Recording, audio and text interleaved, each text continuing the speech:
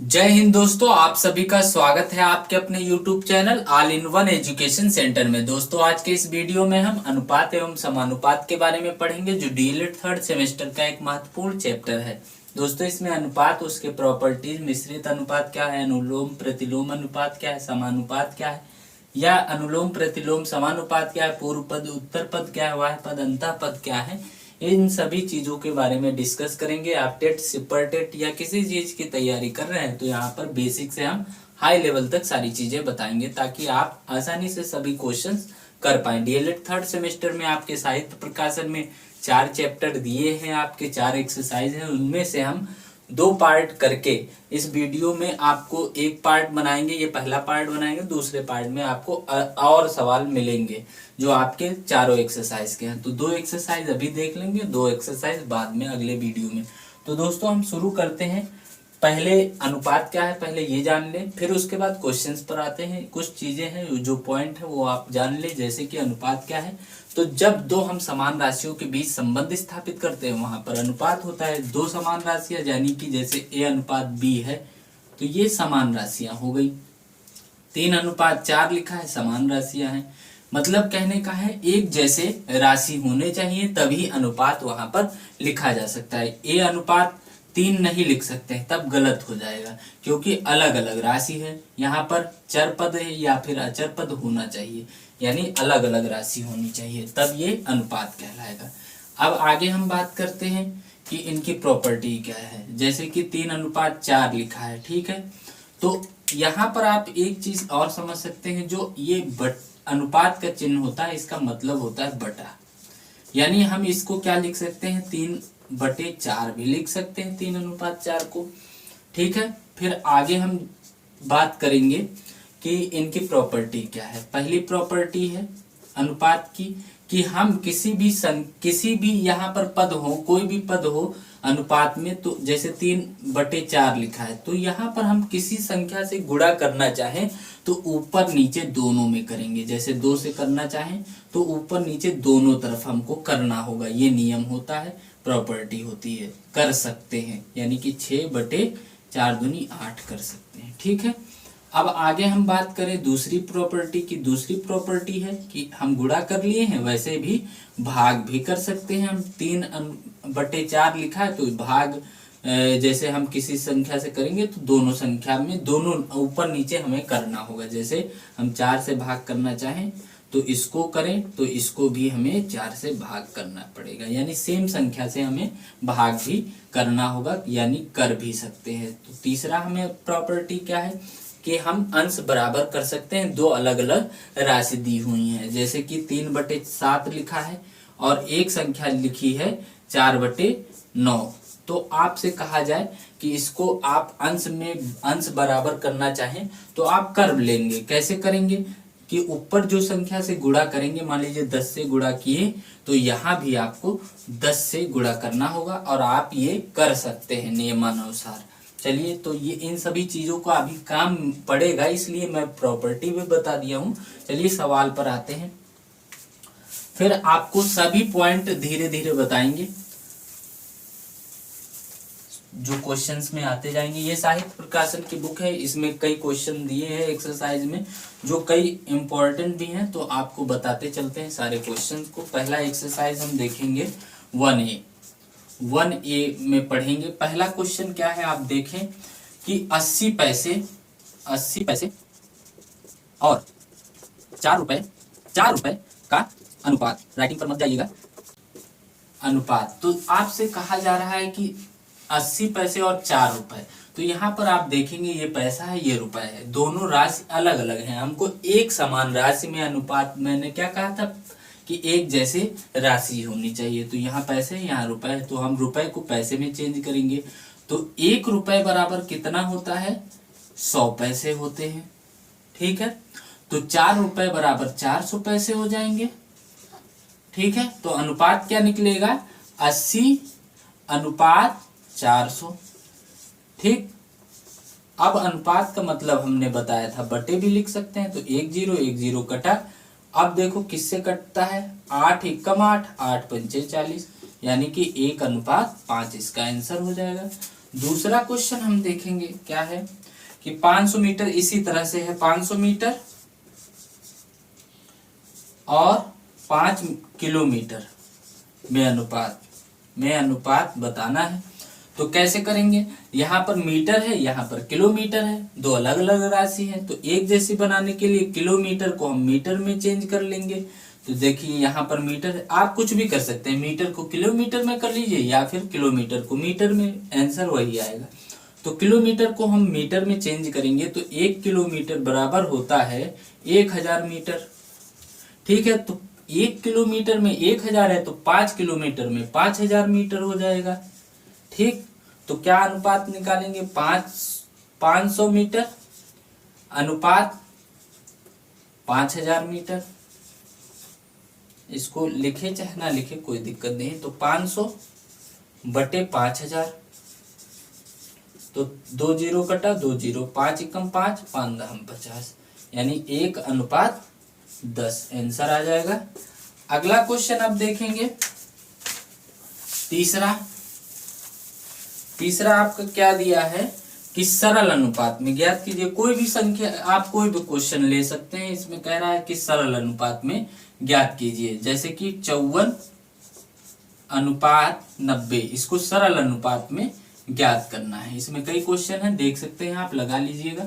तो इसको हम सरल अनुपात में करने के लिए हम बटे में पहले करेंगे। सरल अनुपात मतलब काट पीट करो, काट पीट करके उसको छोटा रूप परिवर्तित करो। तो इसको किससे काट सकते हैं, 3 से काटेंगे तो 3 त्रिक 9, 30 आ जाएगा। इसको 3 से काटेंगे, 3 एकम 3 और 2 बचा 24 हुआ, 3 अवठी 24। ठीक है, अब 6 से काटेंगे, 6 पंचे 30 और 6 त्रिक 18, यानी कि 3:5 आ जाएगा। 3/5 आएगा, उसको हम परिवर्तित करेंगे अनुपात में तो 3:5 आ जाएगा। चौथा सवाल आपका है, दो व्यक्तियों की आय पर क्रमशः 56,000 एवं 9,600 आयकर वसूल किया जाता है। उनके आयकरों में अनुपात, यानी 56,000 तथा 9,600 रुपए में अनुपात ज्ञात करना है। ठीक है, तो इसमें अनुपात करना है, कुछ नहीं करना है, बहुत इजी है। तो बटे में हम कर देंगे अनुपात लगा के 9600, तो क्या होगा 56,000 बटे 9600। अब काटेंगे, जो भी कटेगा 0 0 कट गया। अब देखिए 8 से कट रहा है, 8 सत्ते 56, 8 सत्ते 56 बटा 0, और यहाँ पर 8 एकम 8 और 8 दूनी 16। अब देखिए किससे कटेगा, 2 छंग 12, 2 35, 35:6 यहाँ पर आंसर आ जाएगा। ठीक है दोस्तों, चौथा। अगला हम देखेंगे पांचवा आपका क्या है, पांचवा आपका क्वेश्चन दिया है कि 2 अनुपात, पांचवा आप देखेंगे कि 2:3, 6:7, 8:9 तथा 11:13, 11:13 का मिश्रित अनुपात बताइए। मिश्रित अनुपात, ठीक, अनुपात हमने देख लिया, प्रॉपर्टीज देख ली, मिश्रित अनुपात अब आया है। मिश्रित अनुपात का मतलब कुछ नहीं है, जो लिखा है वैसे ही लिख देंगे हम, 2:3। ठीक है, तो 2:3 को हम क्या लिख सकते हैं, 2/3 लिख सकते हैं। 6:7 को क्या लिख सकते हैं, 6/7 लिख सकते हैं। 8:9 को 8/9 लिख सकते हैं और 11/13 इसको लिख सकते हैं। अब इसमें कुछ नहीं करना है, ये सब चीजें ऐसे लिख लेंगे और सभी को आपस में गुणा कर देंगे। यही आपका मिश्रित अनुपात होता है, ऊपर का ऊपर गुणा, नीचे के नीचा गुणा कर देंगे, जो आएगा आंसर काटने पीटने के बाद वही आपका मिश्रित अनुपात होगा। तो हम देखेंगे कि कुछ कट रहा है तो काट देंगे, तो कोई चीज कट रहा हो तो काट दे। 2 तिया 6, 3 दूनी 6 और 3 त्रिक 9। और कुछ कट रहा है, नहीं कट रहा है। अगर नहीं कट रहा है तो कोई बात नहीं, आप कर लेंगे। 11 8 88 और 2 दूनी 4, 88 गुणे 4 कितना आएगा, 8 चौक 32, 3 8 चौक 32, 33 चौथी 35, 352 बटे 13 तिया 13 39 39 और 7 त्रिक 21, 21 से गुणा करेंगे तो क्या होगा 1 9 9, 3 2 9 18, 1 2 2 3 दूनी 6 1 7 9 8 3 11 का 1 हासिल आया 1 819। तो यहाँ क्या बचेगा 819। तो इसको हम भाग ना अब ऐसे बटे में ना लिख के हम अनुपात में लिख देंगे, वही आंसर हो जाएगा 819। ये आपका आंसर हो जाएगा पांचवा। ठीक है, क्या मिश्रित अनुपात में करेंगे कि हम बटे में पहले लिख लेंगे और आपस में सभी का गुणा कर देंगे, वही मिश्रित अनुपात है। आगे हम देखते हैं छठा क्वेश्चन। छठा क्वेश्चन आपका क्या दिया है, छठा भी इसी तरह से है तो छठा भी आप कर लेंगे। छठे क्वेश्चन में कोई कुछ नहीं करना है, जैसे ये बताया उसी तरह से।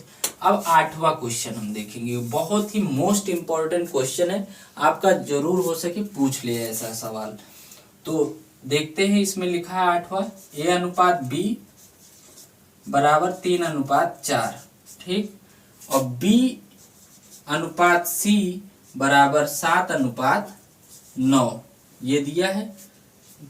सॉरी, बी अनुपात सी दिया है कितना, बी अनुपात सी दिया है 2 अनुपात 3, ठीक। तो कह रहा है ए अनुपात बी अनुपात सी आपको ज्ञात करना है। तो हम क्या करेंगे, जैसे ये लिखा है जो हमें निकालना है वो हम ऐसे लिख लेंगे, ए बी सी, ए अनुपात बी अनुपात सी जो हमें निकालना है, ऐसे हम लिख लेंगे। अब जो ए दिया है वो बी, जो भी दिया है मान उसके नीचे हम लिखेंगे। ए अनुपात बी दिया है तो ए अनुपात बी कितना दिया, 3 अनुपात 4, तो 3 अनुपात 4 लिख लेंगे। अगला है बी अनुपात सी, कितना दिया है 2 अनुपात 3, तो बी अनुपात सी कहाँ है, बी अनुपात सी ये है, यहाँ क्या दिया है 2 अनुपात 3, तो हम बी के नीचे बी का मान रखेंगे और फिर उसके बाद कितना है 3, 2 अनुपात 3। अब देखिए इसमें कुछ नहीं करना है, एक चीज बस आप ट्रिक समझ लीजिए क्या करना होगा, जो यहाँ पर संख्या होगी वही संख्या अगले वाले पार्ट में हम कर लेंगे सी के लिए, यानी 4 दिया है तो इसको भी 4 कर लेंगे। यहाँ पर जो संख्या है वही इधर भी लिख लेंगे, 2 यहाँ है तो 2 यहाँ कर देंगे इजिली, और कुछ नहीं करना, आपका आंसर आ गया। बस आपको गुणा करना है, सभी को आपस में गुणा कर देंगे, बस वही अनुपात होगा। 3 दूनी 6 अनुपात 4 दूनी 8 अनुपात 4 तिहाई 12, ये आपका आंसर हो जाएगा। अभी आंसर नहीं आया है क्योंकि कोई ऐसी संख्या है जो तीनों संख्या को काट दे रही है, जैसे 2 तिहाई 6, 2 चौकू 8, 2 छंग 12, यानी कि इसका सरल अनुपात क्या आ जाएगा, 3 अनुपात 4 अनुपात 6, आपका ये आंसर होगा। ऐसे हम लगा सकते हैं इसको। अगला दूसरा तरीका एक और है कि हम इसको ऐसे भी लगा सकते हैं, ए अनुपात बी अनुपात सी ऐसे लिखा है, तो ए अनुपात बी क्या है 3 अनुपात 4 है, दूसरा क्या है बी अनुपात 2 अनुपात बी अनुपात सी कितना 2 अनुपात 3। इसको हम और तरीका कैसे लगा सकते हैं कि हम ऐसे पहले गुणा करें तो क्या आएगा 3 दूनी 6 अनुपात, अब इसको हम गुणा करें, एरो को समझिएगा, 3 दूनी 6 फिर 2 चौकू 8 अनुपात, फिर ऐसे आएंगे 4 तिहाई 12।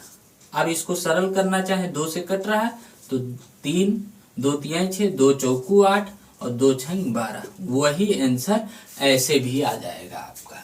ठीक है, तो आप जैसा मन करे वैसा कर सकते। एक और तरीका आपका होता है कि हम जो कॉमन पार्ट होता है, यानी बी यहाँ पर कॉमन है, यहाँ पर बी कॉमन है, ए अनुपात बी है और बी अनुपात सी है, तो दोनों में बी कॉमन है, तो कॉमन वाला पार्ट हमें बराबर करना होगा, यानी कि यहाँ पर 4 है तो यहाँ भी 4 हो जाए तो हमारा काम चल जाए। तो यहाँ पर 4 करने के लिए हम 2 से गुणा कर देंगे, तो 2 दूनी 4 अनुपात 3 दूनी 6 आ जाएगा। तो यहाँ पर हमारा सरल अनुपात क्या बन जाएगा, A अनुपात B अनुपात C कितना आ जाएगा, यहाँ पर A कितना दिया है 3 और B कितना हो गया हमारा 4 और C कितना हो गया 6।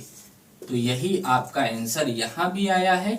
ठीक है, ये वाला आंसर आप 3 तरीके हैं, इस तरह से भी यही आएगा, इस तरह से भी और इस तरह से भी यही आंसर आपका आएगा। तो 3 तरीके हैं, आप जैसा समझ में आए वैसा आप लगा सकते हैं।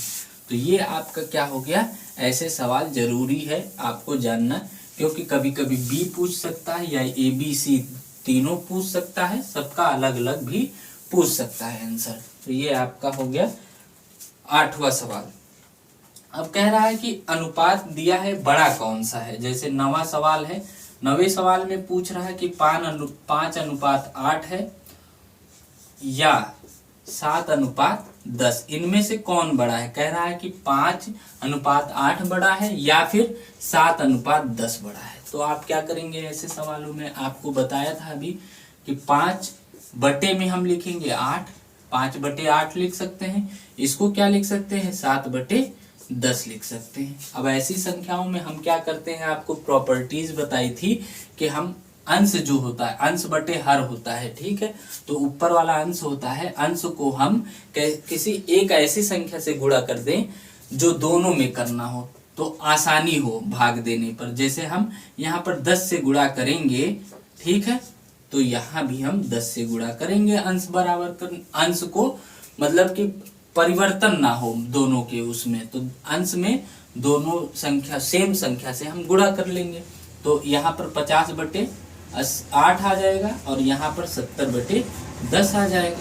तो हम इसको काटें तो ये कटा 0 0, इसको काटे तो 8 8 8 सते 56 हो जा रहा, 8 छंग 48, 6 पॉइंट समथिंग आएगा। यहाँ पर कितना आ रहा है 7। तो देखिए ये 7 बड़ा है और 6 पॉइंट समथिंग जो भी आए पूरा हमें नहीं करना है, एक संख्या तक देख लेना है।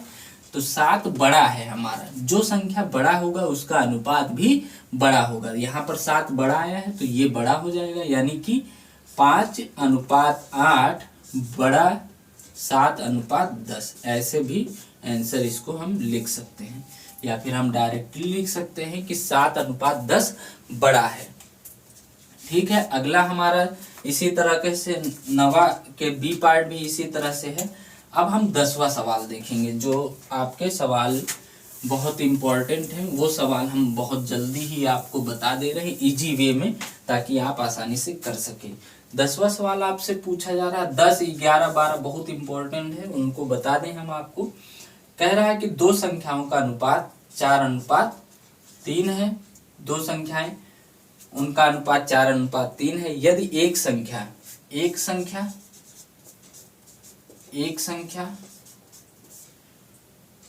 48 है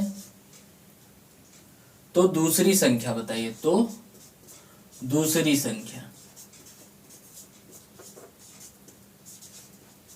अब इसमें हमको करना होगा समानुपात का प्रयोग। अब आपको बता दें समानुपात क्या होता है।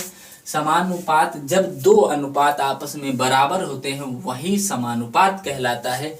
यानी कहने का मतलब है A अनुपात B इक्वल टू C अनुपात D, यानी कि दो अनुपात आपस में जब बराबर होते हैं वही समानुपात होता है। यानी कि समानुपात का चिन्ह हो जाता है दो, यहाँ पर अनुपात में 2 बिंदु होती हैं, यहाँ पर 4 हो जाती हैं, यही होता है समानुपात का चिन्ह C अनुपात D हो गया। ये समानुपात का चिन्ह हुआ, यानी कि जहाँ समानुपात होगा वहां पर हम बराबर का चिन्ह लगा सकते हैं। तो उसी तरीके से हम इसको सवाल को सॉल्व करेंगे कि दो संख्याएं हैं, उनका अनुपात 4 अनुपात 3 है, एक संख्या 48 दी है, तो दूसरी संख्या क्या होगी। तो माना हमने दूसरी संख्या x है, तो अब इसी अनुसार करेंगे। 4 अनुपात 3 है, ठीक है, एक संख्या 48 है तो समानुपात लगाएंगे, फिर एक संख्या 48 है तो 48 लिखा, दूसरी संख्या हमारी नहीं मालूम तो x मान लिया। ठीक है, अब हम यहाँ पर सीखेंगे बाह्य पद क्या है, अंतः पद क्या है, ये भी हम जान लेंगे। तो बाह्य पद जो बाहरी होता है, आउटर होता है, उसे बाह्य पद कहते हैं। यानी कि इसमें क्या है 4 और इसमें क्या है x, ये बाह्य पद है। क्या है ये बाह्य पद। और जो अंदर के हैं वो इनर पोर्शन कह सकते हैं, या फिर हम इसको कहते हैं अंतःपद, अंतःपद। ठीक है, तो यहां पर क्या हो जाता है कि वाह्य पद का गुणा और अंतः पद के गुणे के बराबर हो जाता है। तो हम 4 गुणे x करेंगे बराबर अंतः पद का गुणा 3 गुणे 48 कर लेंगे। ठीक है, कोई समस्या नहीं होनी चाहिए। अब देखिए x हमको निकालना है, तो x बराबर 3 गुणे 48, और यहाँ पर गुणे में 4 है तो यहाँ जाएगा बटे में हो जाएगा। ठीक है, तो 4 से कटेंगे, तो 4 एकम 4, 4 दूनी 8, 12 तिहाई 36, यानी कि दूसरी संख्या आपकी क्या हो जाएगी 36। ठीक है, आगे हम बढ़ते हैं 11वें सवाल की तरफ। 11वां सवाल आपका दिया है, कह रहा है कि दो राशियों का अनुपात, 11वें में है, दो राशियों का अनुपात क्या है,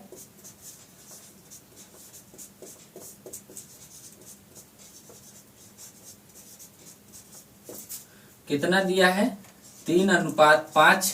ठीक है, यदि उत्तर पद 75 है, उत्तर पद 75 है, तो पूर्व पद बताओ, पूर्व पद। अब दोस्तों यहाँ ये भी शब्द आ गया, ये तो हो गया आपका पूर्व पद, उत्तर पद क्या होता है ये भी आपका आ गया इसमें। तो देखिए क्या होता है, अब देखिए पूर्व पद का मतलब क्या होता है, जो पहले वाला पद होता है, यानी पूर्व मतलब पहले, यानी कि जो पहला पद होता है वो पूर्व पद होता है, और दूसरा पद क्या होता है वो उत्तर पद होता है, उत्तर पद। ठीक, जैसे A/B लिखा है तो ये पूर्व पद होगा, ये आपका उत्तर पद हो जाएगा। ठीक है, अब आगे हम बढ़ते हैं, कह रहा है दो राशियों का अनुपात 3:5 है, उत्तर पद 75 है, यानी समानुपात लगा लेंगे, उत्तर पद क्या है 75 है। तो उत्तर पद पहले हम देखेंगे क्या है इसमें, उत्तर पद क्या होता है ये वाला होता है, तो हमको उत्तर पद इधर आएगा तो हम लगा देंगे कितना 75। ठीक, उत्तर पद ये वाला है ना आपका, और इसका अंतः, अब ये x हम ले लेंगे। कैसे आपने समझा कि यहाँ पर उत्तर पद है तो उत्तर पद का संबंध यहाँ पर आएगा। ठीक है, क्योंकि पहला पद ये हो गया, दूसरा पद ये हो गया, तो पहला पद का संबंध पहले पद से और दूसरे पद का संबंध दूसरे पद से हो गया। ठीक है, तो अब इसमें क्या करेंगे, वाह्य पद का गुणा अंतः पद का गुणा आपस में, तो अंतः पद का गुणा 5 गुणे x हो जाएगा बराबर कितना हो जाएगा 75 गुणे 3 या 3, तो x बराबर क्या आएगा 75 गुणे 3 बटे 5, 5 से काटेंगे 15 पचे 75 और 15 तिया 45, यानी कि आपका उत्तर पद, उत्तर पूर्व पद क्या हो गया, पूर्व पद 45 हो गया। ठीक है, अब हम अगला सवाल पढ़ते हैं 12वां सवाल आपका दिया हुआ है। 12वां आप सवाल देख रहे हैं कि दो संख्याओं का अनुपात 3:4 है, क्या है 3:4। दो संख्याओं का 12वां आप सवाल देखेंगे कि 3:4 है दो संख्याओं का अनुपात। योग दिया है, दो संख्याओं का योग कितना दिया है 84 दिया है, और संख्याएं ज्ञात करनी है, संख्याएं ज्ञात करनी है। तो दोनों संख्याएं क्या होंगी ये आपको ज्ञात करना है। जब योग शब्द आ जाए, याद रखिए जब योग शब्द आ जाए तो आपको अनुपातिक योग निकालना होगा, अनुपातिक योग। तो अनुपातिक योग क्या होता है दोस्तों, जो अनुपात होता है उसका योग अनुपातिक योग, तो 3 + 4 बराबर 7। ठीक है, बस अब कुछ नहीं करना है, एक फार्मूला लगाना है, आपका सवाल लग गया है। क्या लगाना है, पहला पद निकालना है और दूसरा पद निकालना है। तो पहली संख्या हम निकालें तो क्या करेंगे, पहली संख्या निकालने के लिए हम फार्मूला क्या लगाएंगे, जो रेशियो का पहला पद होता है उसको हम लिखेंगे, पहला पद प्रथम पद रेशियो का। ठीक है, अनुपात का पहला पद प्लस गुणे जो आपका संख्या होती है, संख्याओं का योग, संख्याओं का योग बटे आपको क्या करना है, अनुपातिक योग, अनुपातिक योग। बस आपका सवाल लग जाएगा। यह आपका होता है पहली संख्या या दूसरी संख्या। जब निकालेंगे तो प्रथम पद की जगह उत्तर पद लिख लेंगे, आ जाएगा आंसर। देखिए प्रथम पद क्या है आपका, तीसरा 3 है, और फिर संख्याओं, जो संख्याओं का योग है वो कितना है 84, और अनुपातिक योग कितना है, अनुपातिक योग 7। तो 7 से काटेंगे, 7 एकम 7, 7 दूनी 14, 12 तिहाई 36। देखिए यहाँ पर क्या हो गया, 36 आपका पहली संख्या आ गई। और दूसरी संख्या जब आप निकालेंगे, दूसरी संख्या, तो आप क्या करेंगे, दूसरी संख्या इसी तरह लिखेंगे तो दूसरा पद हो जाएगा, दूसरा पद और गुणे संख्याओं का योग, योग और बटे अनुपातिक योग, अनुपातिक। तो क्या हो जाएगा आपका, दूसरा पद आपका क्या है, दूसरी संख्या क्या है 4, दूसरा, फिर संख्याओं का योग कितना है 84 बटे अनुपातिक योग कितना है 7। तो 7 एकम 7, 7 एकम 7 दूनी 14, 12 जोग 48। तो ये दूसरा संख्या, दूसरी संख्या आ जाएगी। ऐसे आप सवाल लगा लेंगे। आगे आपका अंतर वाला है, तो अंतर भी इसी तरह से लगाएंगे। जो आपका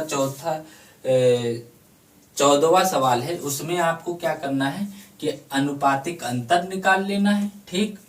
और फिर आपको क्या करना है, यहाँ पर पहली संख्या निकालनी होगी, तो यहाँ प्रथम पद होगा, यहाँ संख्याओं का अंतर लिखा जाएगा और अनुपातिक अंतर यहाँ पर लिख के उस सवाल को भी आप लगा सकते हैं, ठीक है। कोई समस्या नहीं होगी, कोई समस्या होगी कमेंट करिएगा, मैं फिर से इन सवालों को बता दूंगा आपको, ठीक है।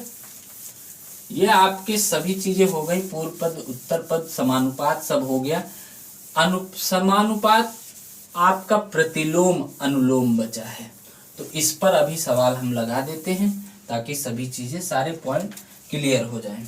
चलिए अभी कोई और सवाल इसमें बचेगा एक्सरसाइज में, बताइएगा, वो भी बता दिया जाएगा। समानुपात में आपका अनुलोम और प्रतिलोम से संबंधित क्वेश्चंस आ जाते हैं, उनको हम आपको समझा दें कि अनुलोम और प्रतिलोम समानुपात क्या होता है। जब एक जैसी घटनाएं, एक जैसा संबंध होगा तो वहां पर अनुलोम होगा।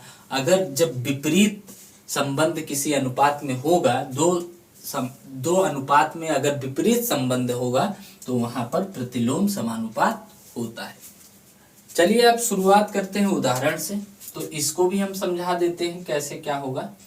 तो पांच पुस्तक, यहाँ पर देखिए 5 पुस्तकों का मूल्य 60 रुपए है, 5 पुस्तकों का मूल्य 60 रुपए है, 12 पुस्तकों का मूल्य क्वेश्चन मार्क, ये आपको बताना है कि 12 पुस्तकों का मूल्य क्या होगा।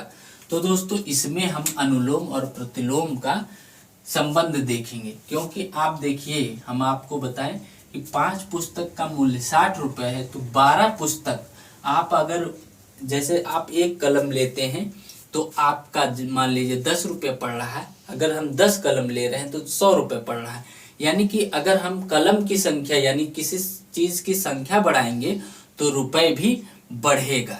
तो उस समय में क्या होगा, अनुलोम संबंध लगेगा। अनुलोम संबंध का मतलब है कि यहाँ पर हमने पुस्तक लिखा, ठीक है, दूसरी ओर हमने रुपए लिखे या कीमत लिख दिया, तो यहाँ पर पुस्तक कितनी है 5, तो कितने रुपए का हुआ 60 का।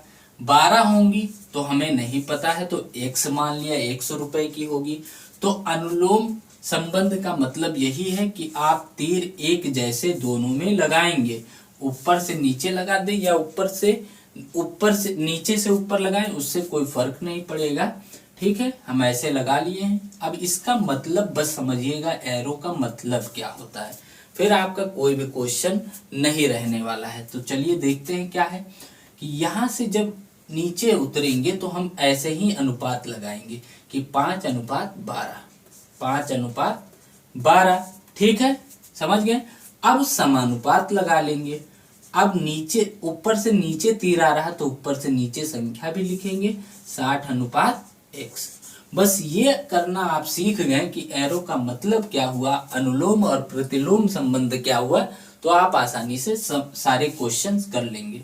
तो यहाँ पर क्या करेंगे, वाह्य पद का गुणा अंतः पद का गुणा। तो वाह्य पद का गुणा 5 गुणे x हो जाएगा बराबर 12 गुणे 60 हो जाएगा। ठीक है, अब x बराबर क्या होगा, 12 गुणे 60 बटे 5। तो 5 एकम 5, 5 एकम 5, 5 एकम 5 दूनी 10, 12 पंचे 60 और 12 बरहियम 144 रुपए। ये आपका आंसर हो जाएगा। ठीक है, 144 रुपए आ जाएगा। ऐसे आप समझेंगे क्वेश्चन।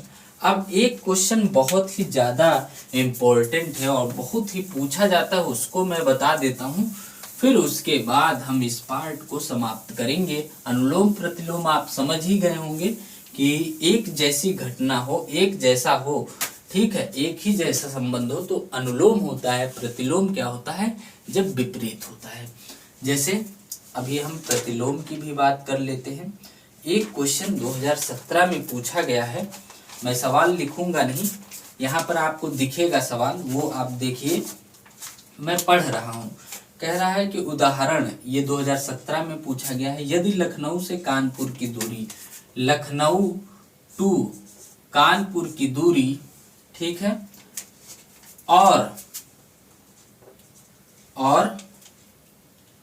लखनऊ से इलाहाबाद के बीच की दूरी, लखनऊ से इलाहाबाद, इलाहाबाद अब प्रयागराज हो गया है, अब इलाहाबाद लिखा है तो वो भी हम ही लिख लेंगे। तो इनका अनुपात कितना है, इनका अनुपात कितना दिया है, 3:8 दिया है। क्या है, लखनऊ से कानपुर की दूरी तथा लखनऊ से इलाहाबाद की दूरी का अनुपात 3:8 है। ठीक है, कह रहा है लखनऊ से इलाहाबाद, लखनऊ से इलाहाबाद के बीच की दूरी 200 किलोमीटर है। ठीक, अब आपसे पूछ रहा है कि लखनऊ से कानपुर के बीच की दूरी, लखनऊ से कानपुर के बीच की दूरी क्वेश्चन मार्क। ठीक है, हमने माना लखनऊ से कानपुर की दूरी x किलोमीटर है। तो अब यहाँ पर आप बताइए कि हम अनुपात और समानुपात का प्रयोग कर सकते हैं कि नहीं, कर सकते हैं। देखिए कैसे, अब यहाँ पर 3:8 दिया है, ठीक, 3:8 दिया है, समानुपात हम लगा लेंगे। ये देखिए कि किसका है, 3:8 किसका है, लखनऊ से कानपुर और कानपुर से इलाहाबाद के बीच का है। यहाँ पर अब एक चीज देखेंगे कि दिया है लखनऊ टू इलाहाबाद की दूरी 200 किलोमीटर है। तो 200 किलोमीटर किससे है, लखनऊ से इलाहाबाद, लखनऊ से इलाहाबाद। ठीक है, तो लखनऊ से इलाहाबाद, यहाँ पर हमारा संबंध देखिए, लखनऊ टू कानपुर कितना है 3 और इलाहाबाद, लखनऊ से इलाहाबाद 8 है। तो इन दोनों का संबंध आपस में बन रहा है। जब दो लोगों का आपस में संबंध बनता है उसी हिसाब से उसको लिखते हैं। तो दूसरे पद का था ना यहाँ पर, तो दूसरा पद हम, पहला पद यहाँ पर x मान लिए, दूसरा अनुपात लगा के दूसरा पद कितना था 200 लिख दिए। बस इतना ही समझना है। क्या करना था कि लखनऊ से इलाहाबाद की दूरी 200 किलोमीटर था और लखनऊ से इलाहाबाद का अनुपात हमारा 8 दिया था। तो 8 से हम संबंध बनाएंगे, यानी कि संबंध कैसे बनता है, पहला पद ये हो गया, इसका इससे संबंध होता है, इसका इससे संबंध होता है, ये पहला पद होता है तो ये पहले पद से, दूसरा पद होता है तो दूसरे पद से संबंध बना देते हैं। बस यही करना है। तो वाह्य पद का गुणा अंतः पद का गुणा, तो 3 गुणे 200 बराबर 8 गुणे x, x की वैल्यू यहाँ लाना है तो x बराबर ये उधर बटे में जाएगा तो 3 गुणे 200 बटे 8 हो जाएगा। ठीक है, अब काटेंगे, 8 एकम 8, 8 चौकू 8, 8 एकम 8, 8 दूनी 16, 16 और 4 8 45। ठीक है, तो कितना आएगा, 25 तिया 75 किलोमीटर। ठीक है, 75 किलोमीटर क्या आया आपका, लखनऊ से कानपुर की दूरी 75 किलोमीटर आ गया आपका। तो अब एक और सवाल जो बहुत ही इम्पोर्टेंट है उसको भी आपको बता देते हैं। ठीक है, जो कई बार कंफ्यूजन वाला क्वेश्चन ये बन जाता है, तो इसको बताना बहुत जरूरी हो जा रहा है, इसलिए मैं इसको भी बताए दे रहा हूँ। चलिए क्वेश्चन क्या है कि किसी सेना के पास 450 सैनिक के लिए 16 सप्ताह का भोजन था। 6 सप्ताह बाद 50 सैनिक और आ गए। अब वह भोजन कितने सप्ताह तक चलेगा? ठीक, तो इसको हम लिख लेते हैं क्वेश्चन को।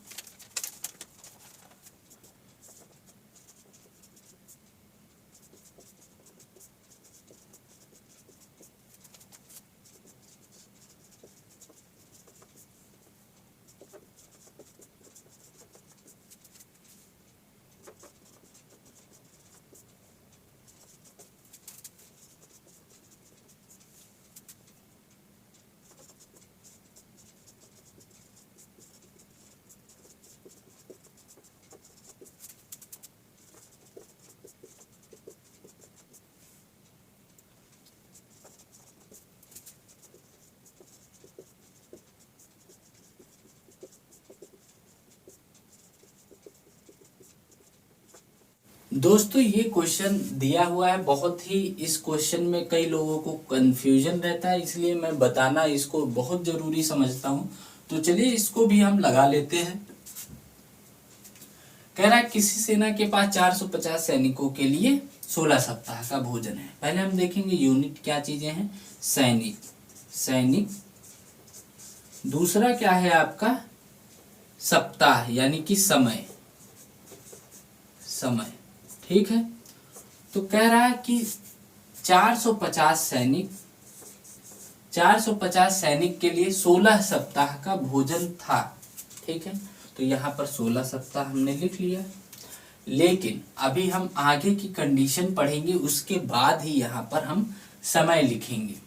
ठीक है, फिर कह रहा है कि 6 सप्ताह बाद 50 सैनिक और आ गए, यानी कि 50 सैनिक और आएंगे तो 450 में 50 जोड़ेंगे तो 50, 500 हो जाएगा। ठीक है, 6 सप्ताह बाद ये 50 सैनिक आए हैं, तो आप यहाँ पर 16 सप्ताह ना लिख के हम कितना लिखेंगे? 10 सप्ताह लिखेंगे। पूछिए क्यों? अभी आपको बताते हैं वो भी बात। जैसे आपने कहा कि 1 से 2 3 4 ऐसे करते हुए 16 तक आए, 4 5 6 फिर 16। अब यहाँ पर कुल मिलाकर समझिएगा कि कह रहा है कि 16 सप्ताह का भोजन था 450 सैनिकों के लिए, लेकिन 6 सप्ताह बाद 50 सैनिक और आ गए। तो 6 सप्ताह बाद आ जाएंगे, तो आप बताइए कि 6 सप्ताह बाद यानी कि 7वें सप्ताह से 16 सप्ताह तक 10 सप्ताह बचा भोजन। क्योंकि 6 सप्ताह बाद आए हैं, तो कहने का मतलब है जो 6 सप्ताह तक उन्होंने भोजन किया होगा 450 सैनिकों ने, तो कितने सप्ताह का भोजन बचेगा? इतना 10 सप्ताह का ही भोजन बच जाएगा। क्योंकि 6 सप्ताह बाद 50 सैनिक और आए हैं, 6 सप्ताह बाद आए हैं, यानी कि 6 सप्ताह तक का आप भोजन कर चुके हैं, तो बचा कितना है? 10 सप्ताह का ही भोजन बचेगा। 16 में से 6 घटा देंगे तो 10 सप्ताह आएगा। अब कह रहा है कि 50 सैनिक और आ गए हैं, अब वह भोजन कितने दिन चलेगा? तो कितने दिन चलेगा उसके लिए हम दूसरे स्टेप में x ले लेंगे। ठीक है, कोई समस्या नहीं होना चाहिए। अब यहाँ पर हम देखेंगे तीर ऊपर लगेगा कि नीचे। तो आप बताइए कि अगर संख्या बढ़ रही है तो आपका भोजन बढ़ेगा कि घटेगा, यानी ज्यादा चलेगा कि कम चलेगा? यही आपको समझना है प्रतिलोम और आपका अनुलोम चिन्ह, यानी कि ये जो आपका होता है अनुलोम का होता है, ये प्रतिलोम का होता है। यानी उल्टा चिन्ह लग जाता है जब, तो आप प्रतिलोम, यानी दो अलग अलग चिन्ह मिल जाए तो वो प्रतिलोम का चिन्ह हो जाता है। दो एक जैसे चिन्ह बन जाए वो अनुलोम का बन जाता है। यानी एक चीज घटे और एक चीज बढ़े तो अनुलोम होगा, प्रतिलोम होगा, और जब दोनों चीजें घटे या फिर दोनों चीजें बढ़े तो वहां पर अनुलोम होता है। तो यहाँ पर आप समझिए कि आपके पास 50 सैनिक बढ़े तो आपका भोजन घटेगा कि बढ़ेगा? आदमी बढ़ रही, संख्या बढ़ रही, तो भोजन जो चलने वाला था वो और कम चलेगा। कम चलेगा, आदमी बढ़ रहा है, ये कम हो रहा है, तो यहाँ पर क्या हो रहा है? एक चीज बढ़ रही, एक चीज घट रही, एक चीज घट रही, एक चीज बढ़ रही, तो यहाँ पर क्या हो जाएगा? अनुलोम और प्रतिलोम का चिन्ह लगेगा तो हम चाहे इसको ऊपर नीचे कर दें या इसको ऊपर नीचे ऐसे तीर लगा ले या इस ऐसे लगा ले या इसको ऊपर कर दे या इसको नीचे कर, कोई दिक्कत नहीं, आंसर आपका आएगा। बस एक चीज यहाँ पर यही चीज समझनी है आपको कि कैसे लिखेंगे। तो जहां से ये पूछ हम पकड़ेंगे, पूछ से ही लिखेंगे। तो पूछ से आएंगे तो पहले क्या आया 450 अनुपात 500, ठीक है, फिर समानुपात। अब पूछ से ही चलेंगे तो x अनुपात 10, इतना ही समझना था। अब बाहर का गुणा अंदर का अंदर, ये तो आप जानते ही हैं। तो अंदर का अंदर गुणा किया तो 500 गुणे x बराबर 450 गुणे 10। तो x बराबर क्या हो जाएगा आपका, x बराबर होगा 450 गुणे 10 बटे 500, ठीक है। 0 0 कटा, 0 0 कटा। अब हम काटेंगे 5 कम 5, 5 9 45, बचा कितना 9, यानी 9 सप्ताह का और भोजन बच जाएगा। यानी कि जो भोजन अब चलेगा वो 9 सप्ताह ही चलेगा। x की वैल्यू क्या आ गई 9 सप्ताह।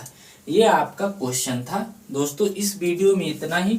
और क्वेश्चन आपके देखने होंगे या लगाने होंगे तो उसको भी आप बताइएगा, वो लग जाएंगे, ठीक है। ऐसे ही सारे क्वेश्चन आपको लगा लेने होंगे, ठीक है। कोई भी क्वेश्चन फंसेगा तो आप बताइएगा, सभी बता देंगे। अगले पोर्शन में, अगले पार्ट में और भी क्वेश्चन आपको देखने को मिलेंगे। तो कैसा लगा आपको वीडियो, जरूर लाइक कमेंट शेयर करिएगा, कमेंट जरूर कर दीजिएगा दोस्तों, ठीक है। जय हिंद, जय भारत।